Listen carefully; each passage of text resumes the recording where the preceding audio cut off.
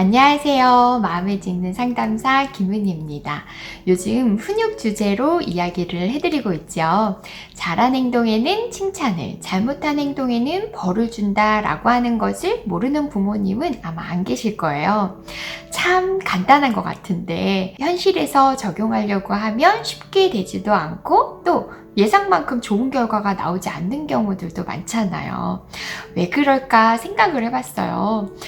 요리에다가 훈육을 빗대어서 이야기하는 것이 맞는 상황인지는 모르겠지만 전 이렇게 생각을 좀 해봤어요. 저희 친정엄마는 요리를 참 잘하시거든요. 고추장찌개가 먹고 싶어서 엄마한테 전화를 해요. 들어가는 재료랑 또 순서 어떻게 하는 것인지 레시피를 다 물어보고 그대로 합니다. 그런데 결과는 엄마가 해준 그 맛이 나오지 않는 거예요. 차이가 뭔가 생각을 해보면 결국 같은 재료지만 언제 넣느냐, 또 얼만큼 넣느냐, 불 조절을 어떻게 하느냐, 손맛이 어떠냐에 따라서 결과는 굉장히 달라지더라는 거죠. 훈육도 마찬가지인 것 같아요. 큰 틀은 알고 있지만 그것을 언제, 어떻게, 그리고 정확한 미묘한 차이를 알고 하느냐에 따라서 결과는 굉장히 달라질 수 있거든요. 오늘은 결과를 다르게 낼 수 있는 미묘한 차이, 칭찬과 격려의 차이에 대해서 좀 생각해보는 시간 가져보려고 해요. 그러려면 용어에 대한 개념 차이를 정확하게 아는 것이 중요하잖아요. 칭찬은 우리 부모들이 주로 많이 하는 성공에 대한 결과를 긍정적으로 반응해 주는 것이죠. 예를 들면 정말 잘했어, 진짜 최고야, 엄마한텐 네가 1등이야, 진짜 멋져 처럼 아이의 기분을 좋게 해주기 위해서 긍정적으로 반응해주는 것을 말하죠. 하지만 격려는 실패냐 성공이냐 그 결과는 별로 중요하지 않아요. 성공과 실패 상관없이 과정에 반응을 해주는 것, 노력을 응원해주는 것, 아이의 행동에 관심을 가져주는 것을 말하는데요. 예를 들면 울창한 숲을 그렸구나. 레고로 자동차를 만드는데 시간이 꽤 많이 걸렸겠어. 네가 동생한테 색연필을 빌려주는 걸 봤는데 동생이 되게 고맙다는 표정이더라 라고 말해주는 거죠. 이렇게 결과 중심으로 칭찬을 하느냐, 과정 중심, 노력 중심으로 격려를 하느냐에 따라 아이들의 모습은 너무 다르게 성장하더라는 거예요.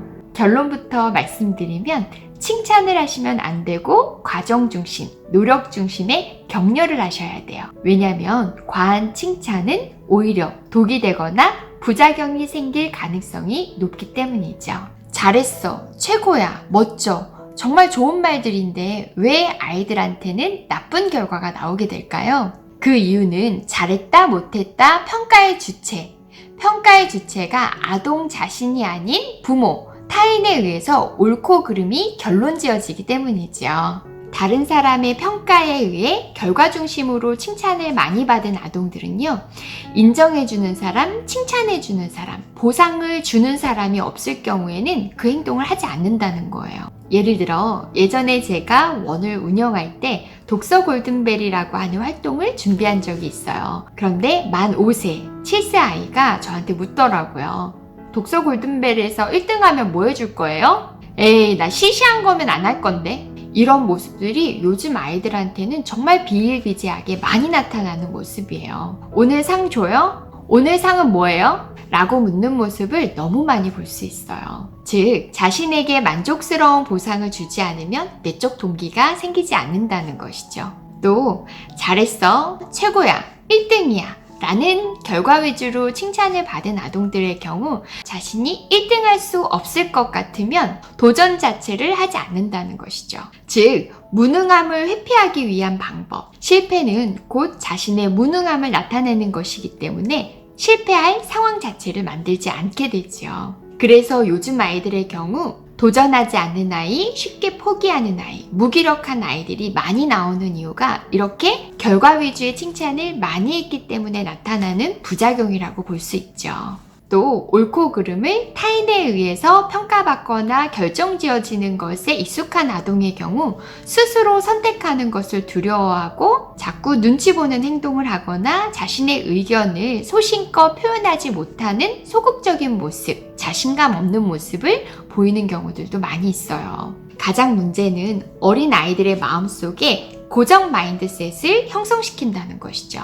고정 마인드셋은 성공에 대한 생각이 자신의 노력이 아닌 능력이나 재능 등 고정된 요소로 생각하는 것을 말하는데요. 이렇게 결과의 승패가 노력이 아닌 재능이나 능력에 있다고 생각할 경우 아동은 어차피 노력해봐야 아무 소용없다 라고 생각하거나 자신이 능력이 없다라고 생각하는 순간 불안하고 위협으로 느낄 수밖에 없게 되는 것이죠. 또한 성공은 곧 자신의 우월감을 입증하는 것이고 실패는 자신의 멍청함을 입증하는 것이니까 아동은 자신을 보호하려는 방어 기제로 실패를 피하기 위해 포기를 선택할 수밖에 없게 되는 거죠. 반대로 성공의 여부는 노력에 의한 것이다 라고 생각하는 성장 마인드셋을 형성한 아동의 경우 노력하는 과정 자체가 자신의 성장을 의미하는 것이기 때문에 실패를 두려워하지 않고 좌절은 곧 성공으로 가는 길이자 자신이 맞닥뜨려야 하는 것이라고 생각하기 때문에 받아들이게 되는 것이죠. 따라서 우리 부모들은 사랑하는 내 아이에게 결과 위주로 칭찬하는 것이 아니라 과정 중심, 노력 중심으로 격려를 하셔야 되는데요. 그럼 어떻게 격려를 하느냐? 3가지만 기억하세요. 먼저 첫 번째, 아동이 한 말과 행동을 구체적으로 말해주세요.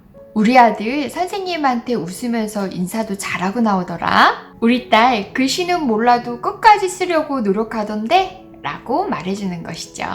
둘째, 아동의 의도와 노력에 관심을 갖고 말을 하거나 질문을 해주세요. 와, 로봇을 만들었구나. 블럭으로 로봇을 만들 때 어떤 부분이 가장 힘들었어? 깊은 바닷속을 그렸네. 어떻게 이런 생각을 하게 됐어? 라고 과정에 관심을 가져주는 것이죠.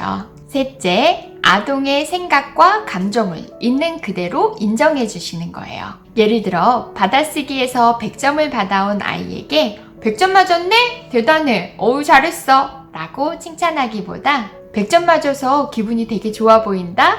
라고 아이가 느낀 느낌에 관심을 가지고 격려해 주는 것이죠. 우리는 지금까지 별것 아닌 것 같은 작은 차이가 우리 아이들의 마음을 아주 다르게 지을 수 있다는 것을 알게 되었어요. 다음 영상도 훈육의 심화편으로 강화와 벌중, 칭찬 스티커, 타임아웃, 생각하는 의자 등 가정에서 많이 사용하고 있는 훈육의 기법을 올바르게 사용하는 방법에 대해서 알려드릴 예정이니까 다음 영상도 많이 관심 갖고 기대해 주시기 바랄게요.